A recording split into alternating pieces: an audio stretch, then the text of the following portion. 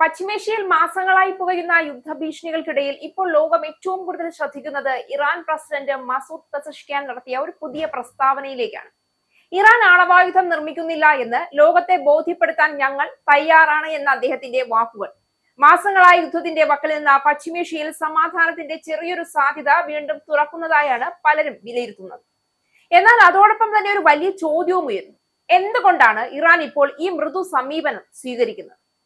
Iran ആണവായുധം നിർമ്മിക്കുന്നില്ല എന്ന് ലോകത്തെ ബോധ്യപ്പെടുത്താൻ പൂർണ്ണമായും തയ്യാറാണ് എന്ന് വ്യക്തമാക്കി പ്രസിഡന്റ് മസൂദ് പെസഷ്കിയാനാണ് രംഗത്തെത്തിയത്. അമേരിക്കയുമായി നേരിട്ടുള്ള സമാധാന ചർച്ചകൾ പുനരാരംഭിക്കുന്നതിനെ കുറിച്ചുള്ള സൂചനകൾ പുറത്തുവരുന്നതിനിടെയാണ് ഇറാന്റെ ഭാഗത്തു നിന്നുള്ള ഈ സുപ്രധാന പ്രതികരണം ഉണ്ടായത്. തങ്ങളുടെ ആണവ പദ്ധതികൾ പൂർണ്ണമായും സമാധാനപരമായ ആവശ്യങ്ങൾക്ക് മാത്രമാണ് ഉള്ളതെന്ന് ഉറപ്പു നൽകിയ പ്രസിഡന്റ് അന്താരാഷ്ട്ര സമൂഹത്തിന്റെ ആശങ്കകൾ പരിഹരിക്കാൻ തയ്യാറാണെന്നും അറിയിച്ചു കഴിഞ്ഞു. നിലവിലുള്ള തർക്കങ്ങൾ പരിഹരിക്കാനും പശ്ചിമേഷ്യയിൽ സമാധാനം പുനഃസ്ഥാപിക്കാനും ലക്ഷ്യമിട്ടുള്ള നയതന്ത്ര ചർച്ചകൾക്ക് ഈ ഉറപ്പ് പുതിയൊരു ഊർജം നൽകുമെന്നാണ് വിലയിരുത്തപ്പെടുന്നത്. നേരത്തെ അമേരിക്കയുമായുള്ള സമാധാന ചർച്ചകളിലേക്ക് വീണ്ടും നീങ്ങുന്നുവെന്ന സൂചന നൽകിയും പെസഷ്കിയാൻ രംഗത്തെത്തിയിരുന്നു. നയതന്ത്ര ചർച്ചകളിലെ തീരുമാനങ്ങൾ അംഗീകരിക്കണമെന്ന് ഇറാൻ പ്രസിഡന്റ് മസൂദ് പെസഷ്കിയാൻ ജനങ്ങളോടും മാധ്യമങ്ങളോടും ആഹ്വാനം ചെയ്തു. എല്ലാ തീരുമാനങ്ങളും സുപ്രീം കൗൺസിലും പരമോന്നത നേതാവും അംഗീകരിച്ചത് മാത്രമാണ് എന്നും അദ്ദേഹം വ്യക്തമാക്കിയിരുന്നു. നയതന്ത്ര ചർച്ചകളിലെ തീരുമാനങ്ങൾ അംഗീകരിക്കണമെന്ന ഇറാൻ മാധ്യമങ്ങളോടും പൊതുജനങ്ങളോടുമുള്ള ഇറാൻ പ്രസിഡന്റിന്റെ ആഹ്വാനം ശ്രദ്ധേയമാണ്. വിയോജിപ്പുകൾക്കെതിരെയുള്ള മുന്നറിയിപ്പ് എന്നാണ് സൂചന.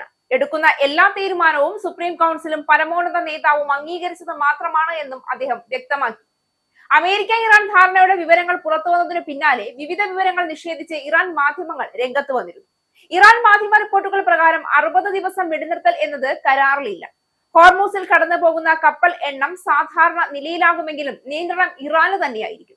അമേരിക്ക ഇറാൻ ധാരണകൾ ഇസ്രയേലിനും ബാധകമാണ്. എല്ലാ മേഖലയിലും യുദ്ധം നിർത്തുന്ന ധാരണ ലബനനിൽ ഉൾപ്പെടെ ബാധകമാകും.